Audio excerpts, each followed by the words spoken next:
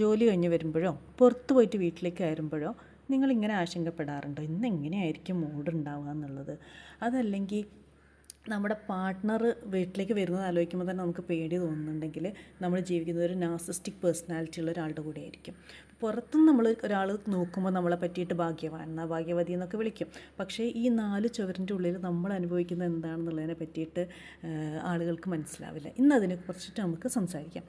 അപ്പം ഈ നാർസിസ്റ്റിനെ സംബന്ധിച്ച് എല്ലാത്തിൻ്റെയും ഒരു സെൻറ്റർ എന്ന് പറയുന്നത് അവരായിരിക്കും. ഇപ്പം നമ്മളൊരു വയ്യാതെ കിടക്കുകയാണെന്ന് വിചാരിക്കാം. നാർസിസ്റ്റിൻ്റെ ലോകത്ത് ഞാൻ എന്ന് പറയുന്ന ഒരാൾ മാത്രമേ ഉള്ളൂ. നമ്മളെ വേദനകളോ കഷ്ടപ്പാടുകളോ ഒന്നും അവർക്കൊരു വിഷയമേ അല്ല. ഇപ്പോൾ നമ്മൾ വയ്യാതെ കിടക്കുകയാണെങ്കിൽ സാധാരണ നമ്മുടെ ഒരു പാർട്ട്ണറാണെങ്കിൽ നമുക്ക് വേണ്ട സഹായങ്ങൾ ചെയ്യും, നമ്മളെ പരിചരിക്കും. എന്നാൽ നാർസിസ്റ്റ് എന്തായിരിക്കും പറയുക, നിനക്ക് നീ ഇങ്ങനെയൊക്കെ കിടന്നു കഴിഞ്ഞാൽ പിന്നെ എൻ്റെ കാര്യം ആരും നോക്കും, എനിക്കിന്ന് ഓഫീസിൽ പോകേണ്ടിരുന്നു, എനിക്കൊരു ഇമ്പോർട്ടൻറ്റ് മീറ്റിംഗ് ഉള്ളതായിരുന്നു, നീ കാരണം എൻ്റെ ഒരു ദിവസം പോയി. അതായത് നമ്മളുടെ അസുഖത്തിനെക്കാട്ടും വലുത് അതുകൊണ്ട് അവർക്ക് ഉണ്ടാകുന്ന അസൗകര്യങ്ങളാണ്. ഇപ്പം അതുപോലെ തന്നെ അവർക്ക് ഭയങ്കര മൂഡ് സ്വിങ്സ് ഉണ്ടാകും. അപ്രതീക്ഷിതമായിട്ട് നമ്മൾ ഒരിക്കലും പ്രതീക്ഷിക്കാത്ത സമയത്തായിരിക്കും ഇവർ പൊട്ടിത്തെറിക്കുക. ഇപ്പോൾ ഒരു നാർസിസ്റ്റ് വീട്ടിലുണ്ടെങ്കിൽ അവിടെ ഒരിക്കലും നമുക്ക് പ്രവചിക്കാൻ പറ്റില്ല ഇവിടുത്തെ അന്തരീക്ഷം എന്തായിരിക്കും എന്നുള്ളത്.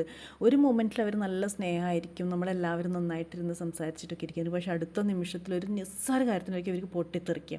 ഒരു ചെറിയൊരു കറിയിൽ കുറച്ച് ഉപ്പ് കുറഞ്ഞെന്ന് പറഞ്ഞേനോ, അല്ലെങ്കിൽ നമ്മളിപ്പോൾ അവർ വിളിച്ചു, നമ്മൾ ഫോൺ എടുക്കാൻ 2 മിനിറ്റ് വൈകി, ഇങ്ങനെ എന്തെങ്കിലും ഒരു ചെറിയ കാര്യത്തിനായിരിക്കും ഭയങ്കര വഴക്കുണ്ടാവുന്നത്. ഇതിനൊക്കെ ഒരു റെസ്പെക്റ്റ് ഇല്ല എന്നുള്ളൊരു സാധനം നമ്മളോട് എപ്പോഴും പറയും. പിന്നെ അതുകൊണ്ട് തന്നെ നമുക്ക് എപ്പോഴും ഒരു പേടിയായിരിക്കും എന്തായിരിക്കും ഇവിടെ സംഭവിക്കുക എന്നുള്ളത്. നമ്മളൊരു പൊട്ടിത്തെറിക്കാൻ പോലെ പൊട്ടിത്തെറിക്കാനുള്ള ഒരു ബോംബിൻ്റെ അടുത്തൊക്കെ നിൽക്കുന്ന പോലത്തെ ഒരു അവസ്ഥയായിരിക്കും നമുക്ക്. പിന്നെ അത് മാത്രമല്ല, അടുത്തത് നമ്മളെ ബന്ധുക്കളിൽ നിന്ന്, നമ്മൾ സുഹൃത്തുക്കളിൽ നിന്നൊക്കെ നമ്മൾ ഒറ്റപ്പെടുത്തും. ഇപ്പം നമ്മളെ മെൻ്റലി തകർക്കാൻ വേണ്ടി അവർ യൂസ് ചെയ്യുന്നൊരു കാര്യമാണ് ഈ ഐസൊലേഷൻ എന്ന് പറയുന്നത്. നമ്മുടെ വീട്ടുകാരെ പറ്റിയിട്ടോ അല്ലെങ്കിൽ നമ്മുടെ ഫ്രണ്ട്സിനെ പറ്റിയിട്ടോ ഒക്കെ ഇവർ കുറ്റം പറയും. നിൻ്റെ അമ്മ ആക്ച്വലി നമ്മളുടെ ഇടയിൽ കിടന്ന് കളിക്കുകയാണ്, അവർ നമ്മളെ തെറ്റിക്കാൻ നോക്കുകയാണ്, അതല്ലെങ്കിൽ നമ്മളെ ഫ്രണ്ട് നല്ല ആളല്ല, അവൻ്റെ കൂടെ അല്ലെ അവളെ കൂടെ നടന്നു കഴിഞ്ഞാൽ നിൻ്റെ ലൈഫ് കൊളാവും. അങ്ങനെ അത് പതുക്കെ പതുക്കെ നമുക്ക് ചുറ്റുമുള്ള ആളുകളിൽ നിന്ന് നമ്മളെ ഒരു ഡിസ്റ്റൻസിലേക്ക് ഇവർ എത്തിക്കും. അവസാനം നമുക്ക് ആരോടും നമ്മുടെ ലൈഫിൽ എന്ത് സംഭവിച്ചാലും നമുക്കത് ഓപ്പണായിട്ട് തുറന്ന് പറയാൻ പറ്റുന്ന ഒരാൾ പോലും നമ്മുടെ ലൈഫിലില്ലാത്ത രീതിയിൽ നമുക്കാകെ ഡിപ്പെൻഡ് ചെയ്യാൻ പറ്റുന്ന, ഇമോഷണലി ഡിപ്പെൻഡ് ചെയ്യാൻ പറ്റുന്ന ഒരൊറ്റ വ്യക്തി ഈ നാർസിസ്റ്റ് എന്നുള്ള നിലയിലേക്ക് നമ്മൾ മാറ്റിയെടുക്കും. പിന്നെ ഗ്യാസ് ലൈറ്റിങ്, അത് നാർസിസ്റ്റുകളുടെ ഏറ്റവും ഭീകരമായിട്ടുള്ള ഒരു ആയുധമാണ് ഈ ഗ്യാസ് ലൈറ്റിംഗ് എന്ന് പറയുന്നത്.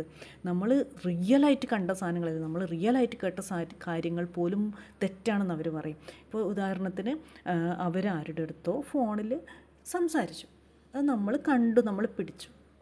അപ്പോൾ അവർ പറയുന്നത് എന്താ വെച്ചാൽ നിനക്ക് തോന്നുന്നതാണ്, നിനക്ക് മെൻ്റൽ ഇഷ്യൂ ആണ്, ആ രീതിയിലായിരിക്കും സംസാരിക്കുന്നത്. ഞാൻ എൻ്റെ സ്വന്തം കണ്ടുകൊണ്ട് കണ്ടതാണെന്ന് പറഞ്ഞു കഴിഞ്ഞിട്ട് ഒരു കാര്യവുമില്ല.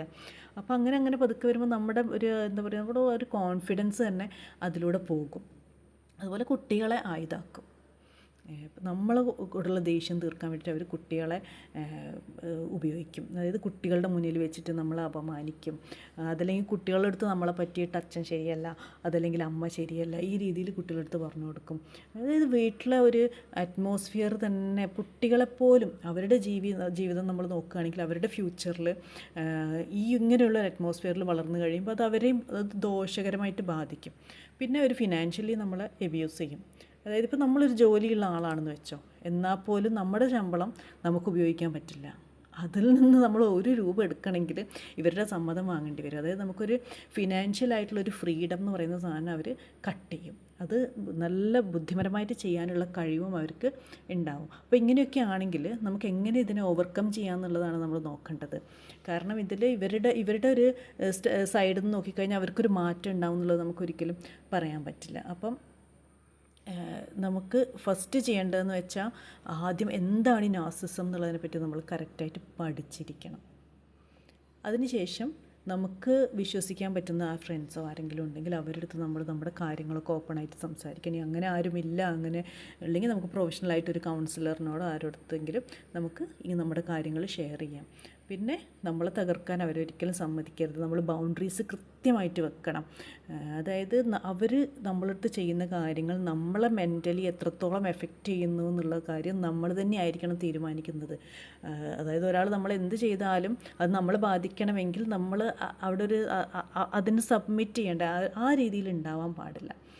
പിന്നെ നമ്മുടെ ഇഷ്ടങ്ങൾക്ക് വേണ്ടിയിട്ട്, നമ്മുടെ ഹോബികൾക്ക് എല്ലാം വേണ്ടിയിട്ട് നമ്മൾ സ്വയം സ്നേഹിക്കുക. നമുക്ക് വേണ്ടിയിട്ട് നമുക്ക് എന്തൊക്കെ ചെയ്യാൻ പറ്റുമോ അതെല്ലാം ചെയ്യുക. അത് എന്തൊക്കെ ചെയ്താലും മാറ്റങ്ങൾ നമുക്ക് പെട്ടെന്നൊരു ദിവസം കൊണ്ട് നമുക്ക് തന്നെ ഇപ്പം നമ്മളെ മൈൻഡ് സെറ്റ് ചേഞ്ച് ചെയ്യാന്ന് പറയുന്നത് ഈസി ആയിട്ടുള്ള കാര്യമല്ല. മാറ്റങ്ങൾ പതുക്കെ പതുക്കെ മാത്രമേ ഉണ്ടാവുള്ളൂ. പക്ഷേ മാറ്റം ആവശ്യമാണ്. കാരണം ഒരു സമാധാനമില്ലാത്തൊരു ടെൻഷനുള്ളൊരു വീട്ടിൽ താമസിക്കുക എന്ന് പറഞ്ഞാൽ അത് അത്രയും ടെൻഷനുള്ളൊരു കാര്യം, അതൊരു നരകത്തിൽ ജീവിക്കുന്ന പോലെയാണ്. അപ്പം നമ്മുടെ ഒരു മെൻ്റൽ ഹെൽത്ത് സംരക്ഷിക്കാൻ നമ്മൾ തന്നെ മുൻകൈ എടുക്കണം. അപ്പം ഇങ്ങനെ ഉള്ള നിങ്ങൾക്ക് ഇങ്ങനത്തെ എക്സ്പീരിയൻസ് ഉണ്ടായിട്ടുണ്ടെങ്കിൽ നിങ്ങൾ എങ്ങനെയാണ് ഇതിനെ ഓവർകം ചെയ്യുന്നത് എന്നൊക്കെ കമൻറ്റിലൂടെ അറിയിക്കാം. അത് വായിച്ചിട്ട് ബാക്കിയുള്ള ആളുകൾ, ഇതുപോലുള്ള സാഹചര്യത്തിലൂടെ കടന്നു പോകുന്ന ആളുകൾക്കൊരു ധൈര്യം കിട്ടട്ടെ.